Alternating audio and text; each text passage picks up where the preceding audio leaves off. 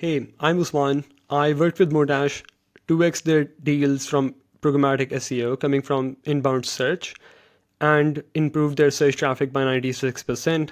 All of this happened in 8 months. We started working with them last year when they had already cracked the programmatic SEO play. They were generating some traffic, about six figures already on a monthly basis, and they wanted to uplift that 2 to 3x that traffic and conversions. So we built that program, optimized their internal linking structure, the website architecture as a whole got revamped, used first principle thinking and a lot of research, talking to a lot of subject matter experts to revamp the data that we present on those programmatic pages, which was basically data points coming from their product.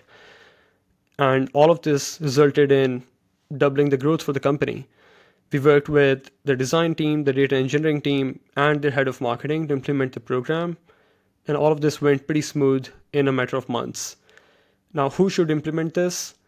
You can implement this if you are in a B2B category, or in fact, any category, I would say, as long as you have some of the parameters checked, you have decent search demand, you have repeatable keyword patterns in your industry that you can create templatized pages for, you have proprietary data.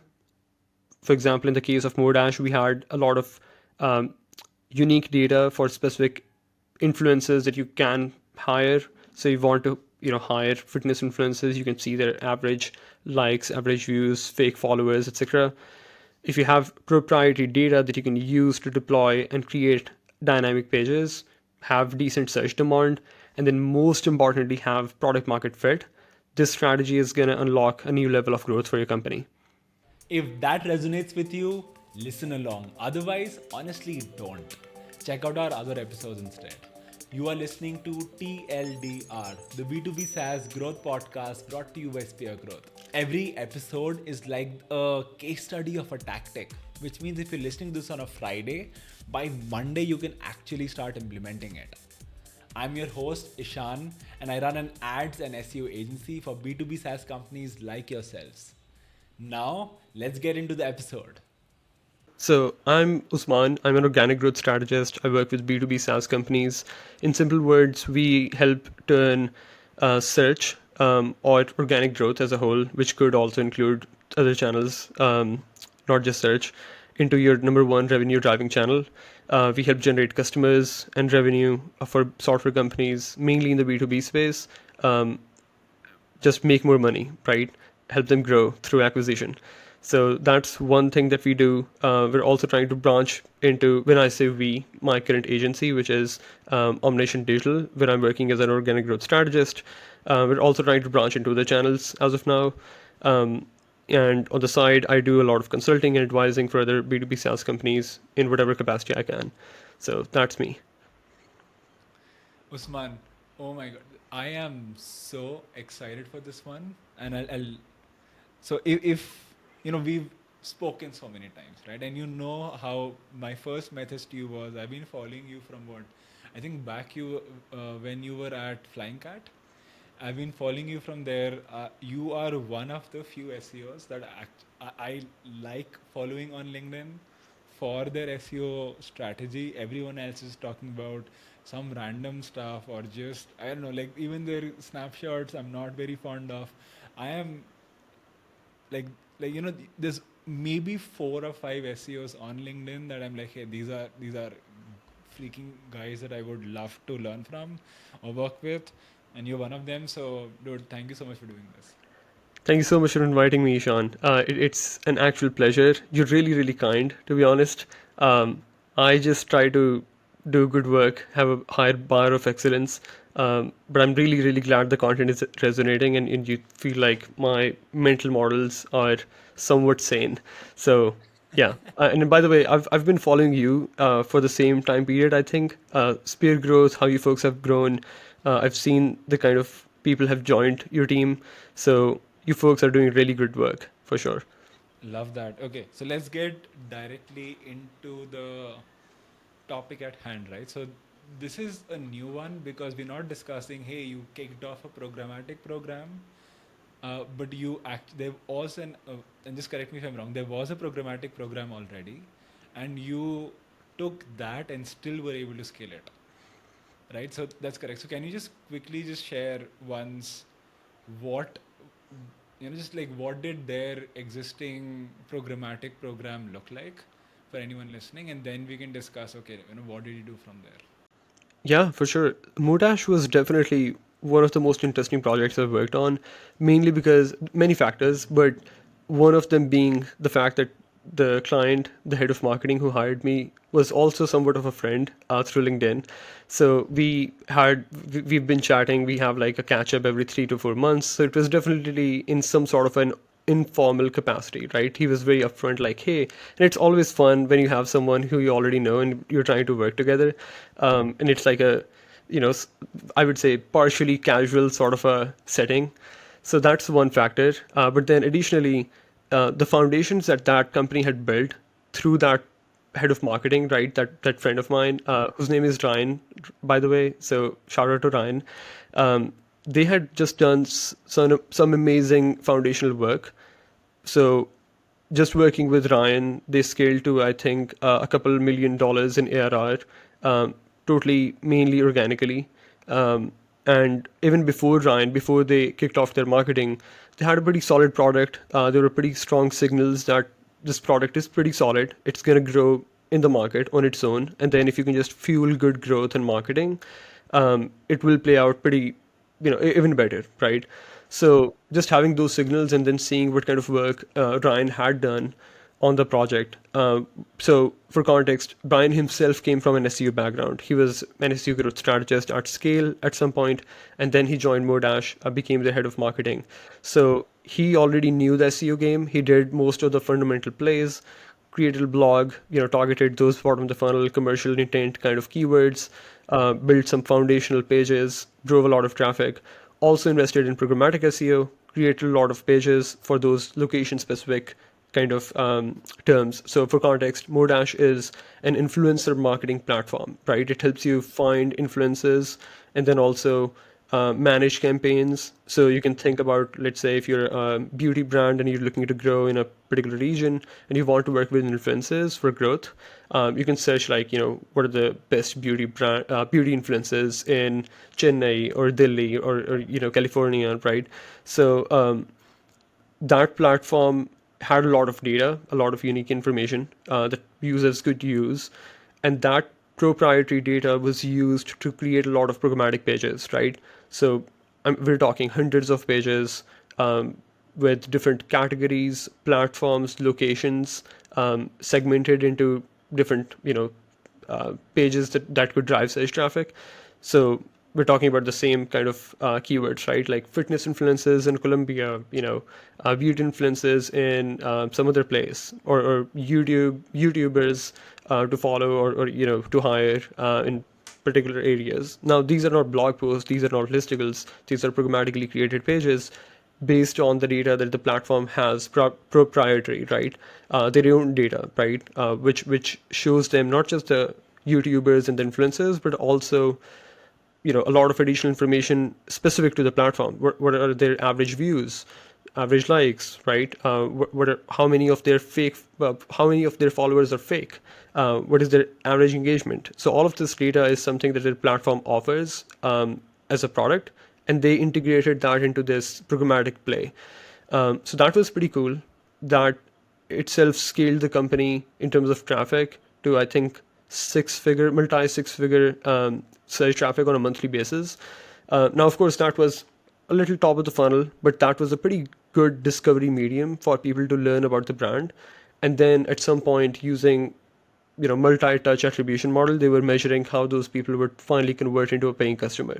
So that became a pretty good discovery model, right, for the company. Those programmatic pages alone. Meanwhile, they were also investing in blog, and that has also been growing at that point. So we had a pretty strong foundation. They knew, hey, this channel works. These initiatives are going to drive results. But so far, it was only Ryan, right? Or maybe a bunch of freelancers. And then when you're and only head of marketing and more of a marketing captain rather than someone with a big team. Like you're just doing most of the work on your own. You're wearing a lot of hats. You're spread thin. You don't have time to invest a lot into strategy and planning fancily, right? So just like being very scrappy. So that was the model that they were working with, which showed an opportunity that hey, we've received signal that these programs work. Now we want to take it to the next level and add strategic prioritization, right? Strategically build an infrastructure that can help us 5x 10x results from these programs. So that is where I was brought in. Interesting. So, um, when I just think of programmatic, right, the biggest, or how do you even go about it? Because of the way, just for context, when I try to do something like this, the first thing is trying to sort of create a, you can call it a database, you can call it a spreadsheet, but sort of design one, like what does the page look like, two, what are the pages you can create. So the first thing is, okay, what are all the permutation combinations of all the pages, and two, then okay, for every single page you have to now then identify the kind of data points that will fit in which different places. Some of it is, yeah, so that's our process. How do you structure that, right? And so like, if you were starting it from scratch, a program like this, which you didn't in this, but if you were, what would your like step 1, 2, 3 be? Because most people listening will probably not join in the middle of a programmatic program. Yeah, that's a really good question. So there are some foundational checks, right? Some set of parameters that you have to check at the very base level, and then there are other factors that you have to think about when you're trying to basically estimate the overall increase in any particular metric that you can expect, as in traffic, conversions, etc. Right? So starting with the foundational ones that needs to be true, right? Those are the conditions, prerequisites. I would say a decent search term, as in, hey, is your search market pretty small, or is it decent enough for you to create a bunch of pages on particular repeatable patterns? And attain traffic. So if for example you're just highly specific in a small niche, most likely programmatic is not going to be a big growth lever, right? Maybe you can just like churn up 10, 15 pages of same looking templatized fashion, but it's not going to be a massive growth lever. The second thing would be, can you notice some repeatable keyword patterns that can be aligned directly with what you have to offer, right? Yeah. In an ideal scenario. And that comes in so many shapes and forms that you have to build a really deep understanding of what your product offers and who you're trying to reach, your customers, right? And only then you can layer that feasibility check of programmatic, right? So the way I think about this is, the classic example of Zapier, for example, they have an integration product. Of course, the most obvious thing to do would be to create all of these thousands of integration pages, talking about the integration of Yep. one product to another, right? Um, in the same sense, for Zillow or Airbnb, right? Just letting people discover those places that the platform already helps discover programmatically makes sense, right? So all of these are really good examples of alignment with what the product offers at the core. Same goes for Canva, right? If they have a lot of templates, if you really grill it down to the core, it's basically saying, hey, we are a design product, that is our offering, and our programmatic pages are directly aligned with that offering, right? Our templates will allow you to start designing. Yeah. Airbnb says, hey, our programmatic pages will help you start discovering those Airbnb locations, right? Same goes for Zillow, same goes for any other major, Indeed, for example, right? Again, a programmatic SEO strategy will help you find those jobs because we have that database. So I think alignment directly with what your product has to offer and who are you exactly offering is pretty important. And you only do that by building a deeper understanding of the audience that you're trying to reach. So those 2 to 3 would be foundational checks. And then I would think about in addition to that, if you're really just starting out, I would say, do we have product market fit? Do we have some signals? Yeah, that's for SEO in general, though, right? Yeah, So yeah, that is true. But the way I think about programmatic SEO is like you're trying to scale, and you're trying to 2x, 3x, 5, like you're just really trying to Yeah. unlock to the next level of growth. So of course, for sure, programmatic, PMF should be a factor when you're thinking about SEO at large. But even within SEO, you can use some sort of a thought leadership led motion in your Yeah. blog, right? Like, hey, we're gonna publish 4 pieces a month. Like that's not gonna hurt if you have decent budget, even if you haven't totally Yeah. unlocked product market fit. But I wouldn't really think about programmatic SEO in any capacity, unless product market fit is achieved or you've Yeah. seen some pretty strong signals. I have a pretty cool story actually, and this is why like I'm pretty cautious about programmatic SEO specifically, without seeing product market fit. There was a company back at Flying Cat, and we started with programmatic SEO for them. The main problem was they had almost no paying customers, hardly one or two. B2B company, enterprise level, and we just thought for some reason. Now, to be honest, it was not my idea, but still, I was a strategist. I had to I have to take ownership. I didn't really push back. This was years back, but again, Yeah. something Yeah. that fell on my shoulders. But pretty big learning for me. So we did a bunch of programmatic pages, created them, saw some impressions and clicks. In fact, traffic started coming in. None of the pages brought in anything. Like we couldn't see anything. And we're not talking about attribution problem. We're saying even Yep. holistically on a domain level, on a website level, we didn't really see an uplift, although traffic was growing in some capacity. Yeah. So that was a pretty big lesson. Like programmatic SEO, sure, if you Yeah. just have the money and you could just like, you have raised a funding or something, in those rare instances, you want to be aggressive and you want to try things out. But generally speaking, programmatic SEO without product market fit, especially when you're just starting out, is not a good idea. So I would say, just summarizing those foundational checks at the start: does it make sense? Is there search demand? Are there repeatable keyword patterns? And can we align this directly with the product offering? And is there product market fit? So in the case of Modash, this was pretty obvious, right? Because they had already seen some signals.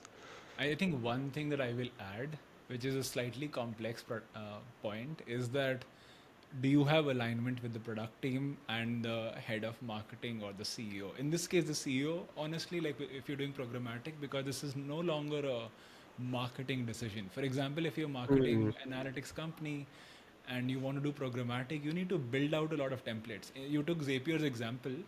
Zapier's CEO was convinced that their growth model was adding more integrations because then that gives them SEO traffic.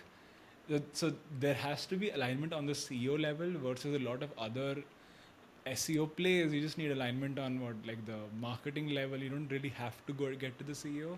Or for example, there's also like some interesting things. For example, if you have built out integrations, that's your information. You can decide to do what you want with it.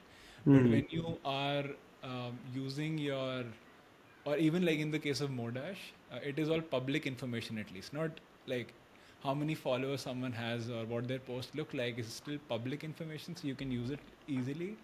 There's some, it almost goes to the gray area in some place. For example, Gong would publish content around like, hey, what is the average time a good salesperson spends on a call? Sure, that's on your platform, but you did use your users' data to analyze stuff. So you need to now get the legal team involved to sort of figure Yeah. out you won't get sued. Um, so, so, and you could take it so I don't know anyone that has, but you could take it a step further. For example, if you're a HR tech platform, you could do things like, hey, the top templates that work really well, and if you just literally like anonymize but share the best template out, that is literally like your customers' information. So Yeah. Yeah. it's like you need to sort of figure out where do you draw the line, how much, how far can you go with it, and 100%, 100%. I would also say what you said earlier, right? When you gave the Zapier example of the CEO being convinced that they need to add more integrations, I think that is such a solid point. I guess the ideal state for any programmatic play, if you're doing it on such a large scale, is if multiple teams that are involved all see that as a win-win, right? yeah, Like it just does not feel like a programmatic SEO play specifically at all, right? It just feels like, hey, we're doing a bunch of things. It's going to help in SEO, but we're also going to benefit other teams. I remember I was at a company called Unlayer. It was a email design platform. I was there for a while in-house, and then I went in a consulting mode. But we tried to totally copy the Canva thing, right? Because it was an email design platform, so email templates made a lot of sense, right? So newsletter templates, basically Yeah, the yeah, yeah. kind of templates that you would see HTML emails. Um, and we did the entire thing, right? Let's create a lot of categories, email templates for marketing, for invoices, for e-commerce, Yeah. all of that stuff. Um, and then we created a system where product team would be pretty interested in getting those templates ready. Same goes for customer success teams. And then, of course, from an SEO standpoint, we were getting the benefit simply Yeah. because they just thought it's such a good value add for the user, right? Oh, I So love if you that. can find that, I guess, nexus of different teams where they all just see that program as a win-win and it just feels like a good strategy for everyone, Yeah. that's ideal. That's like, you're just like hitting on the right spot. Yeah, you can call it whatever you want, right? You can call it, hey, how do you make it a win-win? But it is sort of Yeah. trying to convince other teams and sort of make other teams do your bidding for you Yeah, in a way. for So, sure, for sure. Make um, yourself look less selfish. yeah, exactly, right? So, who do you think, um, in this context, like who owns the programmatic program? Right? Like in the case of Modash, who was the owner of the program? Hmm. And it could be you, it could be your friend, wait, Ryan, it could be Ryan, it could be like who owned the program, because obviously there was the product team involved probably. What were the teams involved was answer that, and then who owned it? Yeah. Yeah. I would say it was owned definitely by Ryan on a program level, right? Again, Ryan was this marketing captain, right, who Yeah. was pretty hands-on, and that's like, to be honest, one of his biggest weapons in his arsenal, that he's just so hands-on that he can get things done. He's not afraid to jump in. And he had that, hands-on mindset. So that was pretty enabling, even for me jumping on this project. So he was owning that entire project. For me, jumping in and working with them as a consultant, leading the strategy, um, my scope was mainly focused on the programmatic part. So in some sense, we shared ownership for that programmatic program. Um, Apart from that, we also had some engineering team folks involved to help us create those pages, and especially when we were trying to redefine the logic, which we can talk about, right? Because we had so many different data points that we were using to create those pages, and we wanted to create new, we wanted to make many changes to the existing ones in terms of the information that we display, the data that we show, the internal linking, all of those factors. So we had support from the engineering team. I think one engineer in fact was dedicated specifically for that project, um, at the start in part time, and then Ryan was Yeah. talking about getting him full time. So that and he was a data engineer, so he was like really hands on, really Yeah. understood the assignment. So that was pretty helpful. Um, I would say it was a nexus of me from an SEO standpoint, Ryan from a holistic marketing leadership standpoint, and then that data engineering person owning that engineering and data block. Who sort of wrote the content for the pages? Because even if you decide, hey, this piece should go here, someone has to still write it, and then someone has to make it look pretty. Yeah, So, yeah.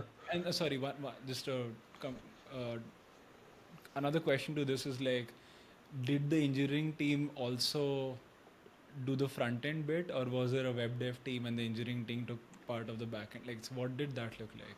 Yeah. So basically, we had, as I said, there were multiple teams. They had a designer, a freelance designer who would work with them specifically again for that part of the website. Um, they just knew that that part of the website, that segment, programmatic pages as a whole, it was just a important segment, as in it just moves the needle for them, and they just had cracked that measurement model to figure out, hey, this is working, so we want to deploy resources specifically to focus on this segment, right? So they would get a designer in part-time capacity or whatever capacity Yeah, to yeah, specifically work on those programmatic pages and just like help them, in sprints, right? Like, hey, in yeah, the next yeah. 3 months, we want to change these things. Same goes for the data engineer. Started part time and then, in some capacity, changed over time.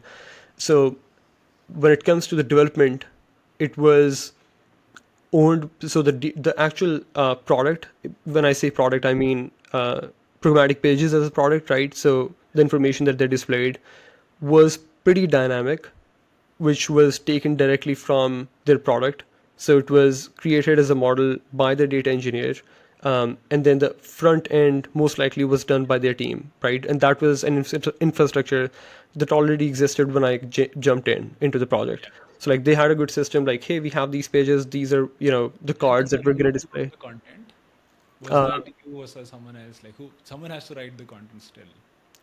Not necessarily. So, like the very high level, as in, we have these headings that we're gonna show, and then all of Okay. the cards that we show. Like, let's say, for example, if you take the example of, fitness influencers in California, Yeah.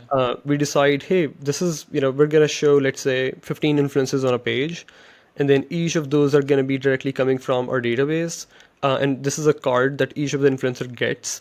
Within this card, we'll get average likes, top performing posts, or percentage of fake followers for each of the influencers, and all of those are literally exact metrics that the product offers to the users, right? Paying users. So like they can, like, Ryan could really literally just click a button and then decide, hey, these are the ones that I want to plug into the Yeah. cards, right? Not at the start, but that is how he planned Yeah. working with the data engineer. Like, hey, I see this card. I'm gonna work with the designer, create a design for this. I'll tell you which data points to include, and then I want you to create 1,500 pages out of it, right?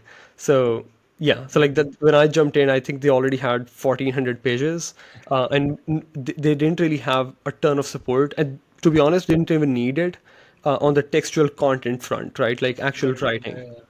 So I think one thing that I do when I'm taking up projects like these is there are some sections on the website that have to be written. For example, if it was, and you don't always have to do this, but for example, if you're saying, let's say there's influencers in California, there could be something like California is the hub of blah blah blah. There's like Hmm. some like fashion influencers are more this and that. There's something written on top, which Yeah. makes it sometimes because without that small subtext or without some CT or like it sometimes feels less complete.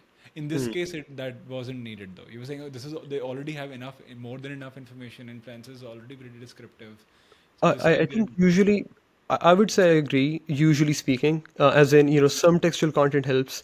But in my experience, what I've seen is um, if there are some, again, foundational factors true in your space, um, and then on top of it, you can just hit the search intent, most likely would not need it. So, for example, if Modash was uh, basically a pretty fresh brand. Nobody knew them in the space. They had no traffic at all, no authority, Yeah, and this space had a lot of competition. As in, many other companies had thought about this programmatic play of finding influences already, and they, like, everyone was doing this. yeah, Then most likely textual content could become a lever, right? Where Google might give you an advantage on top of all of yeah, the yeah, competition themselves.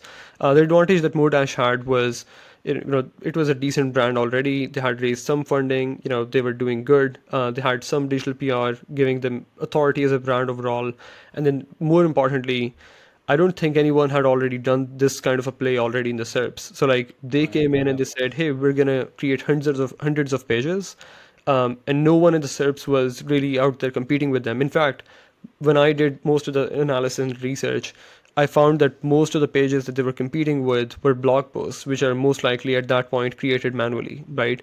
yeah, So they were out there churning out pages, like hundreds of them, like systematically. yeah, And the companies they were competing with were creating those textually as a listicle, right? Like, hey, these are the 10 influences to follow. So I think that was an advantage. I remember seeing this same pattern at Unlayer, the same company that I talked about, right? yeah. Which is that email design platform. So we had similar sort of template focused pages. And at the start, I was convinced that we need to have these blocks of text on the page because it's going to help with topical relevancy and rankings. And then at some point, actually, as an experiment, we removed those pieces, those blocks of text from many pages which were already performing or growing up in rankings gradually. I didn't really see a difference. And again, Unlayer again was a YC backed company at that point. No, They had so no, I agree. authority. I Yeah. might have to. Yeah, when you can avoid it, you avoid it, right? Because that really Yeah. would slow down the progress. I agree. By the way, this was my favorite answer given till now, like by far, like because from an SEO perspective, yeah, uh, we just Yeah, yeah, no, it's all good. I mean, any SEO nerd would say, if we can add some, text on the page, like that would just make them feel yeah, more yeah, secure. yeah, Yeah. perfect. So just I have a couple of maybe deep questions. One, um, how did you deal with the indexation issues? Hmm. You know that you understand the question, right? If you want, you can explain the Yeah. question to the audience first and then answer it.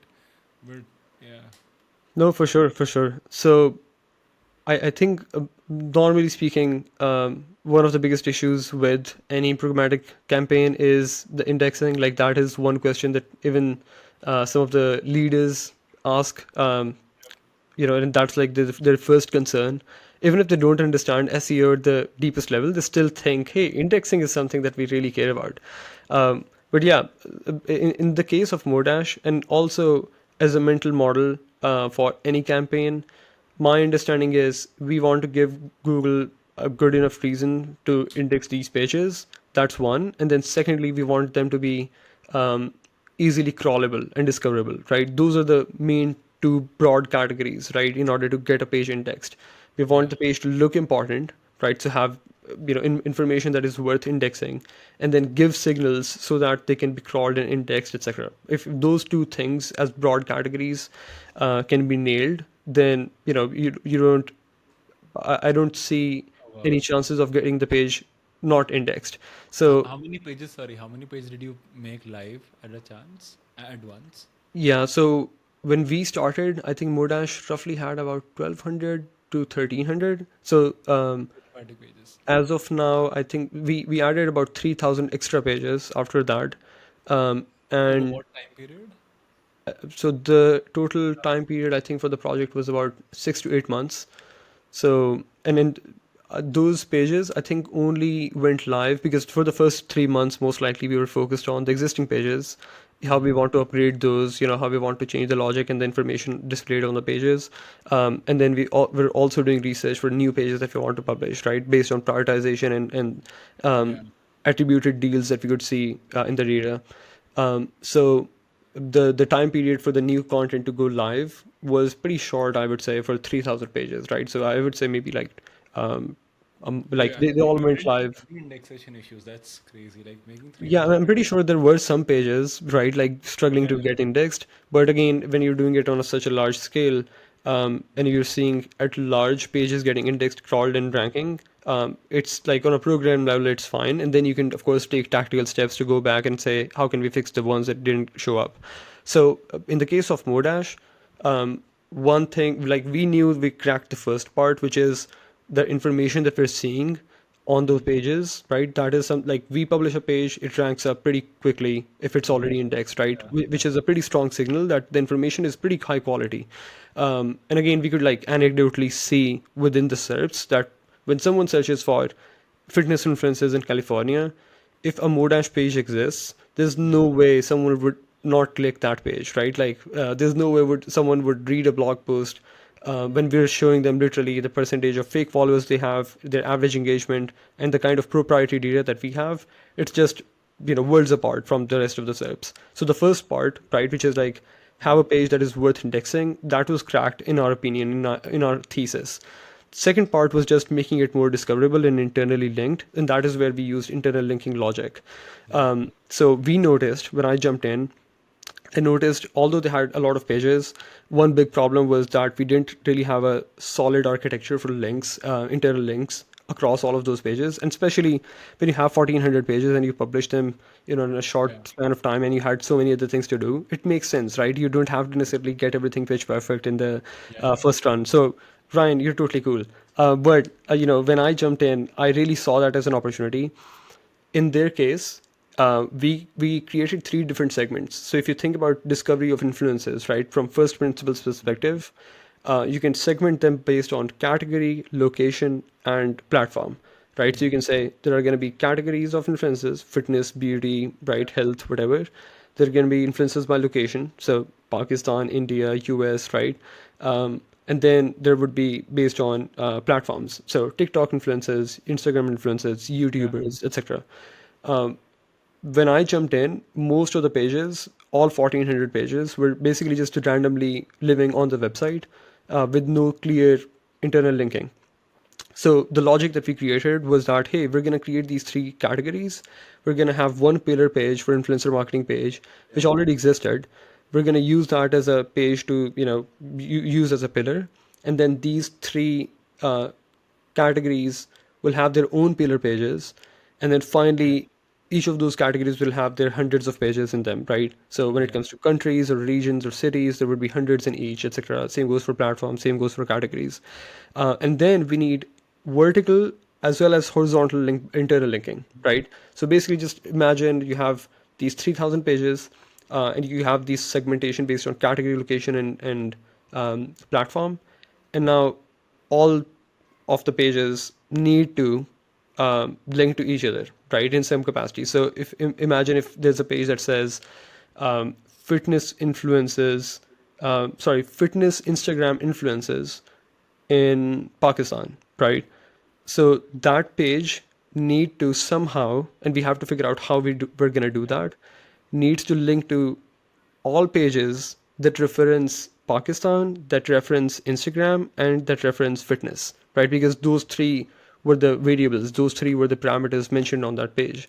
So just creating that sort of a logic where we said, hey, if any two pages or more shared any parameters, let it be region, let it be platform, let it be category, they have to link back to each other, right? So that was the logic that we defined. When you say link back, did you just add like a big section at the bottom and just like Yeah, the so that was linking? like the second part of figuring out how can we do that, right? So we Yeah. came up with the model and we said, this is what we want to do. Yeah. And then we said, the best way to do this is to create a scrollable, some sort of a footer section. Yeah. So it needs to be scrollable so that, all of the links are in there. And Google can see all of those. And they already had a section like that, but it was not scrollable, it was not searchable. It was basically just like some random links they would add at the end of any page. So we jumped in and we said, hey, based on this logic, the best way to do this is to create a scrollable footer section Yeah. where you have three different boxes, or two boxes, or one box based on how many of those parameters, those three categories are seen on a page. So imagine if there's one page that says fitness influences, there would be one box at the end that would link to all other pages that reference fitness. If the page says fitness influences in Pakistan, there would be two boxes at the footer, scrollable again, one for fitness, one for Pakistan, and linking back to all pages that reference Pakistan, right? And then if there are three different parameters used, fitness influences, Instagram influences, there are going to be three boxes, right? And now we're going to link to all other pages that reference Instagram as a platform. So that created like a web holistically across the website. So did you? So there's two ways to do this, right? One is you try to do it purely for Google, and then you try to not make it hinder the UX, Yeah. right? Where you're sort of saying that, hey, all the links are here, and then I just want to somehow make sure that even if a user gets here, Hmm. it doesn't hinder their experience. The Hmm. other way to do it is somehow make it part of the UX where the user also appreciates having all the links. Yeah. Which one did you really pick? Like what did the links look like was the question.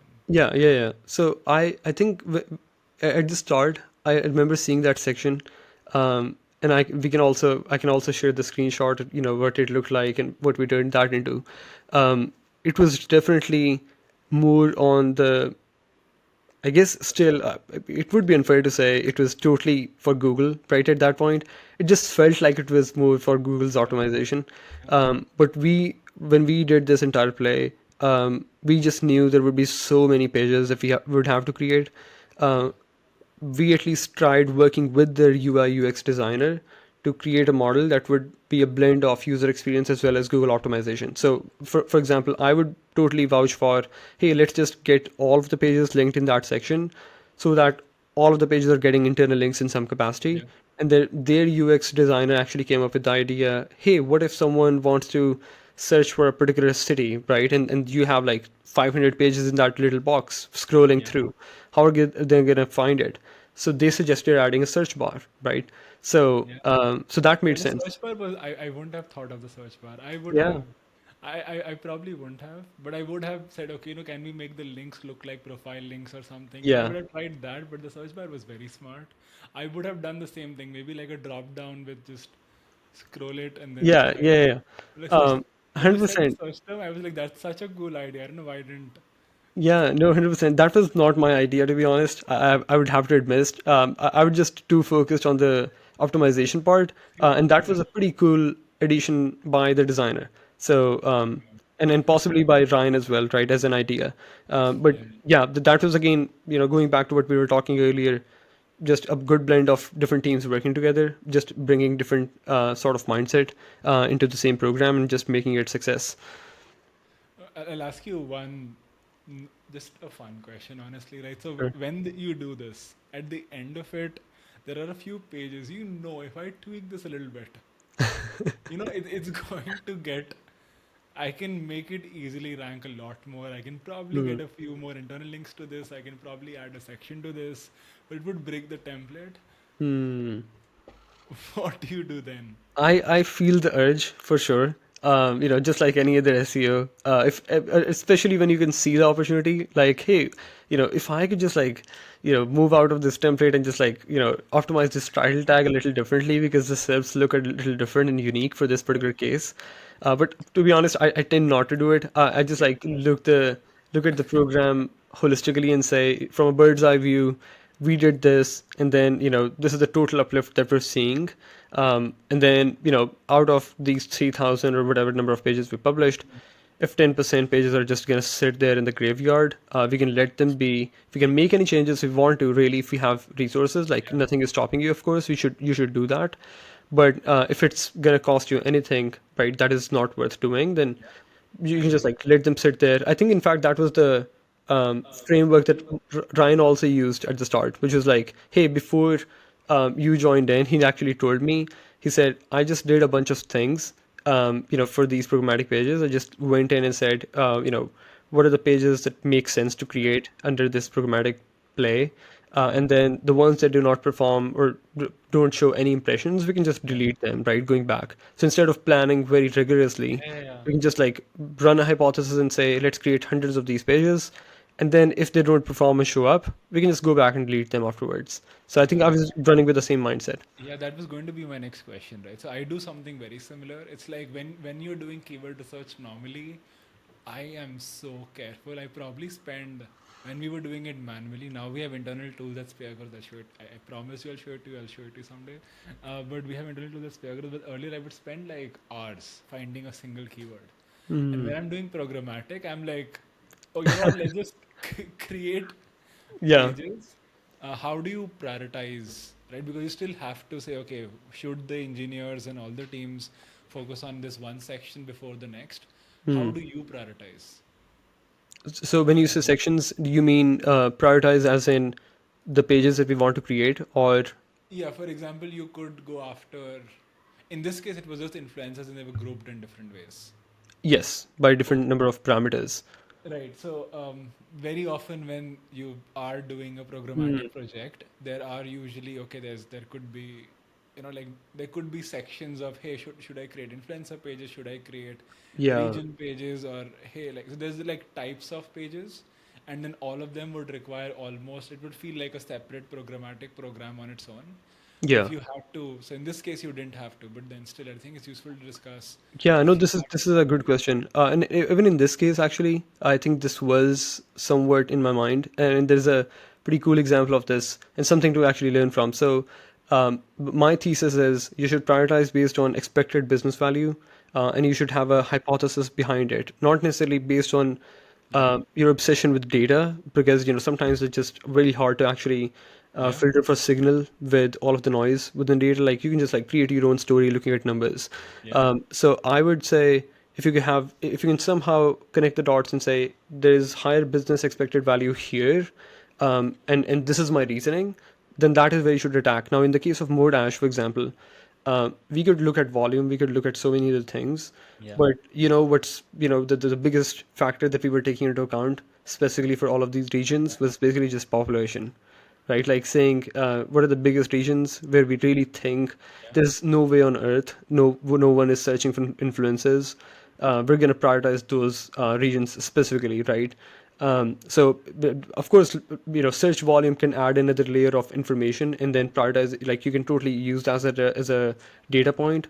But then if you just like run with first principles and say, hey, you know, Yep. is there really a way someone is not searching in, Los Yeah. Angeles for, you know, beauty influences or models, or, of some sort? Yeah. If that makes sense, then of course let's just prioritize those regions first and then move on to the next ones Yeah. afterwards.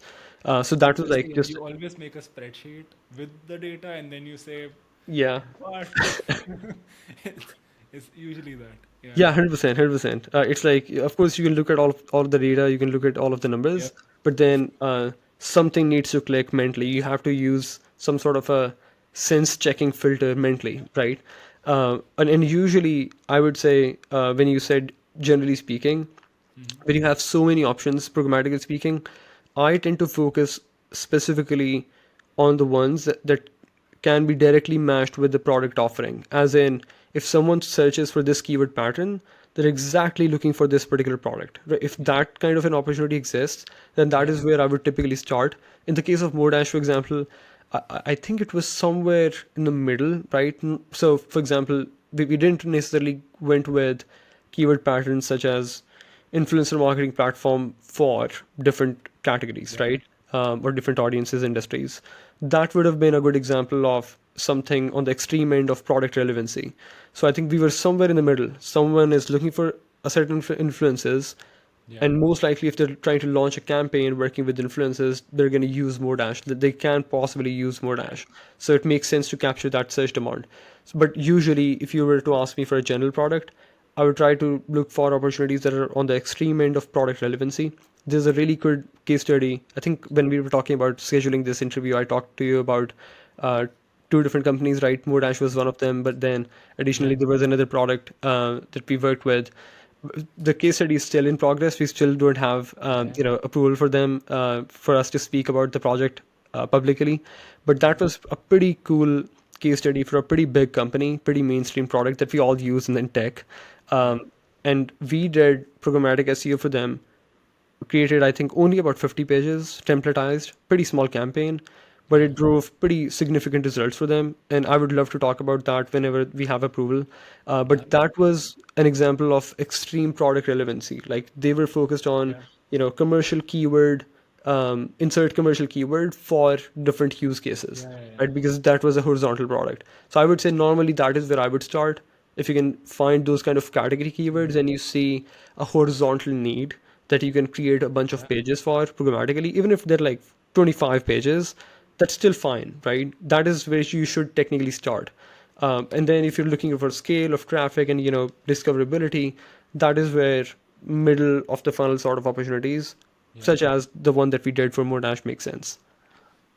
This was good. I still have so many questions just because I'm so excited by this and because you actually give when I talk to someone about programmatic, it's usually just very surface level stuff like, hey, like let's just make a bunch of pages. They'll talk about, hey, I'll just connect, the spreadsheets and how they connect things and how many pages can be created. And those are all important stuff, but then no one really talks about, because we went in depth about internal linking. How does it look like in customer experience? How do you prioritize that stuff?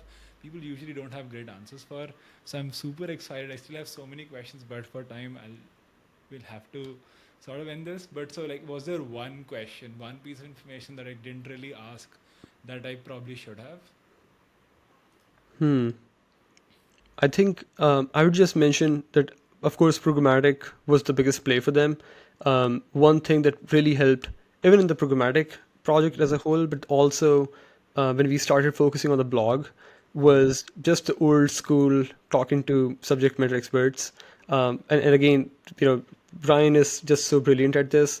He just knew that that is going to help. So usually speaking, I understand the struggle when people are trying to speak to customers or subject matter experts in the company is just not so coordinative.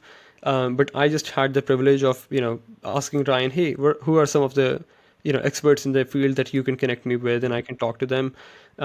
and I interviewed a bunch of folks, some folks who I am still connected with on LinkedIn, and that just added another layer of insights. So I really think for this programmatic project, where we really drove amazing results, but also as a subset of that project as a whole, working with Modash, where we started focusing on the blog.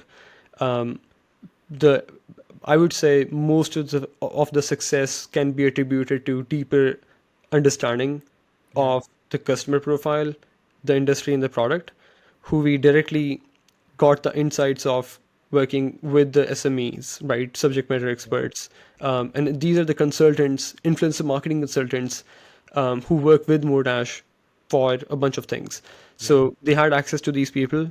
And if you or your company have someone like this, right? Let's say you're an email marketing software and you know a bunch of folks who have done amazing work in email marketing space, and your company somehow does some marketing work with them or their consultants, or you can just like get 30 minutes on their calendar.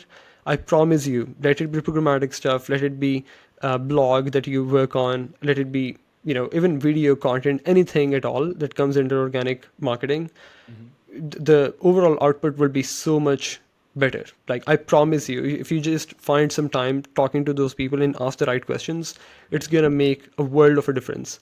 So I would just encourage everyone listening, of course, look at the data, do amazing things, scale traffic, all of that plays amazing, but start at the basic level.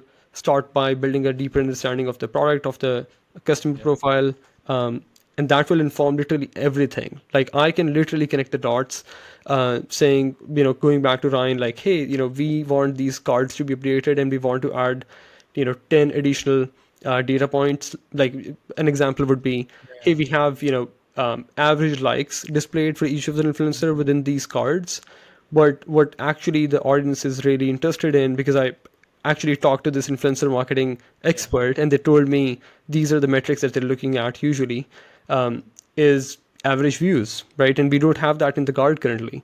So it feels like there's a disconnect. What we currently have is not in accordance with what our influencer marketing experts are really telling us, right? And these are the folks who are managing massive campaigns in influencer marketing, working with different e-commerce companies. So again, that sort of a connection, just using those insights that you're collecting and then connecting them directly with how you translate them into programmatic pages or blog content or any form of content you publish, that will make an amazing difference. Love that, Usman. Thank you so much for doing this. If someone had to find you, what's the best place to follow you? Is it LinkedIn or? Yeah, LinkedIn. LinkedIn is one place where I jam a lot. So I'm also trying to be more active on YouTube, I guess, in the next 1 month or so. But yeah, LinkedIn is the place. Feel free to drop me a DM. Awesome. Perfect. Thank you so much for doing this, Usman. Appreciate it. Thank you for listening to the TLDR podcast. In case you're wondering, Spear Growth is a marketing agency. We do ads and SEO for B2B SaaS companies like yourselves. You can check us out at speargrowth.com. That is SPEARGROWTH.com. Every episode, just like this one, starts with a quick summary of what we're going to discuss. Pick the next episode to watch based on what you can implement right now. And once you start seeing results, we'd really appreciate it if you dropped us a note at podcast@speargrowth.com.